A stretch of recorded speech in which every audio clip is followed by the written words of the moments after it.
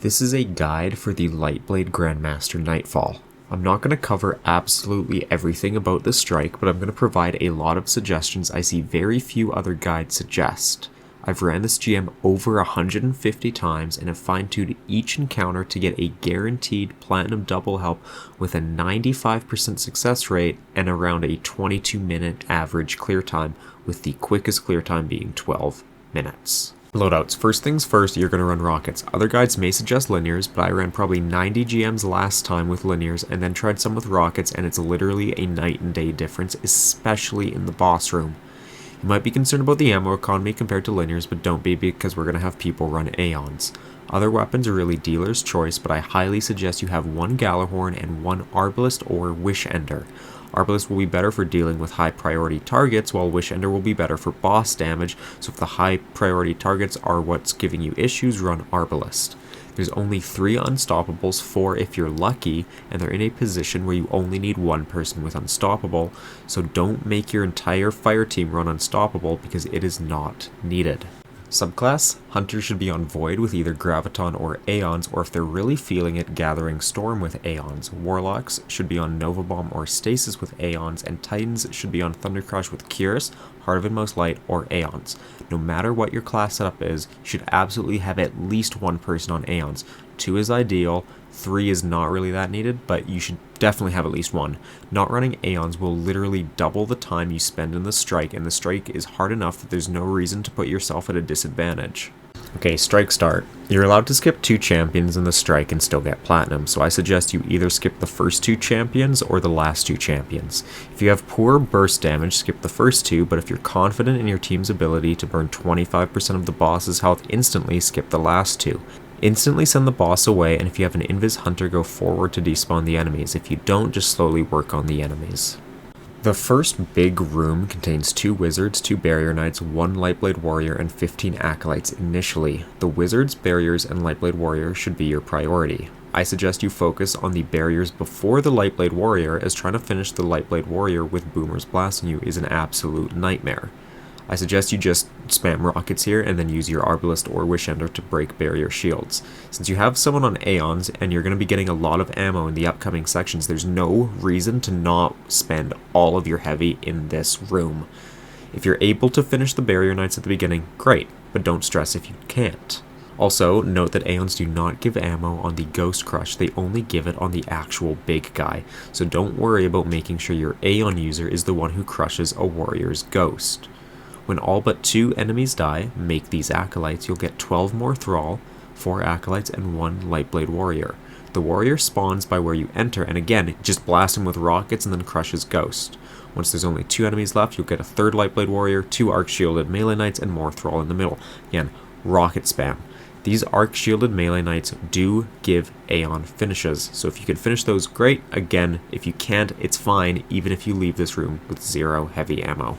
Okay, fairy time. Before the fairy are 2 acolytes and 2 barrier knights. These barriers are very easy to finish for Aeons, so finish them for Aeons. Once you get on the fairy, just sit in the direct center and crouch and just get ready to kill the shriekers. Don't worry about the acolytes on the sides because it is literally impossible for them to kill you if you crouch in the direct center. Just get ready to kill the shrieker when he opens up. You can also skip the Lightblade warriors here if you want by jumping up, grabbing the orb and depositing, but if you want to kill them for res tokens, go ahead. I don't kill them on my runs because I think that the act of killing them is probably just going to result in more deaths, but be my guest to kill them. In the second half of the fairy, you can just hop off on the left and slowly work your way to the end, or you can invis through. I suggest you just jump off to the left and slowly kill everything if you want to be safe. And at the very end, you can jump off the fairy, kill the thrall, and then jump back on. For the swamp, you can have someone just run to the end using the far right path. Invis is very nice here, but it's not needed. Just make sure no one kills any enemies at the beginning, as it will spawn more throughout the fight, making it harder for that one person to make their way through. Once they get to the very end, any weight of darkness gets removed. The pre-boss encounter is where all the unstoppables are, and you should finish at least 2 of them for heavy. The abomination in the cave is an easy finish, and so is the hive ogre in the open area. Ally Cool leaves the open area when you either deal enough damage to him or kill the Shriekers. I suggest you kill the Shriekers since they take less ammo and are usually open due to the presence of Scorn. Make sure you tag the Unstoppable Abomination in case he dies early, but if you never stun the Abomination, he shouldn't die early, allowing for an easy third Aeon finish. Okay, boss fight. For this boss fight, I'm going to be referring to positions of this boss fight as a clock corresponding to the image on screen. You're going to want 100 resilience, and reactive pulse is a fantastic mod to have here. You're going to want one person to be designated to be the boss baiter, and to do this you just jump between the 6th position and the middle platform. You jump when Ally Cool is going to the platform that you are currently on. During the first third of the boss's health there are only Thrall. At 100 HP, it's 8 Thrall and 10 Curse Thrall, and then another 8 Thrall at 80% health. When the boss goes immune at 65%, there will be 2 Arc-Shielded Melee Knights and 1 Lightblade Warrior spawning on the middle platform. The Lightblade Warrior spawns closer to the 3 position, and that should be your top priority. I would use 1 or 2 rockets on him and then finish him with Arbalest or Wishender. You don't want all 3 enemies to die, but I've never had that happen unless someone uses a super, and especially do not tether here. Crush the ghost and then leave the 2 Arc-Shielded Melee Knights for now.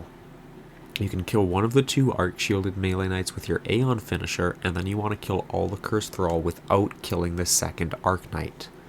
Once everything is done and you're set up, you can weaken the 2nd Arc Knight to 1 shot, but do not kill it. At this point, you want 2 players on your team to head to the hedges underneath 1 with their rockets looking at 11. When the 2nd Knight dies, a barrier is going to spawn up there, so those 2 people are going to have their rockets ready and then swap to their Arbalest to kill the barrier Knight. Once those people are in position, the 3rd person will head to 6, kill the Arc Knight, fire a rocket at position 4, and then bait the boss. They don't need to worry about killing the Knight, but if they can and they're comfortable doing so, go ahead, but you could also just wait for an Aeon finish on it. You can easily kill it solo though by breaking its shield with Arbalest and then jumping towards it and using a quiver tether or other super on it. Once the Knight's dead, just continue baiting the boss, but now from position 3, while the other 2 people leave the hedges at 1 and go stand at 10. Once the boss reaches 50% health, a barrier will spawn at 6 and 8. The 2 people at 10 should kill and finish if possible the barrier at 8, while the person at 3 works on the barrier at 6, mainly the Acolytes. It's very difficult to kill the barrier at 6 alone from the person at 3, so usually the people at 10 are going to have to help there. Once that Knight is dead, you can just work on the boss until he reaches 33%. Once the boss reaches 33%, it's back to an immune phase and it's the same as before. Kill the warrior near 3, finish a Knight, then kill the Cursed Thrall. But now once you're ready, you're going to get a finish on the 2nd Knight, as only Thralls spawn when the boss becomes active. Kill the Thrall and then get the boss down a bit. I like to say between the L and A in ALAK. Once he's there, it's a repeat of the first set of barrier Knights. 2 people go to the hedges under 1, look across to 11, the 3rd baits from 6, barrier spawn at 11 and 4. Once those die, it's Thrall and the boss. If this video helped you, please leave a like and subscribe. Have a good night.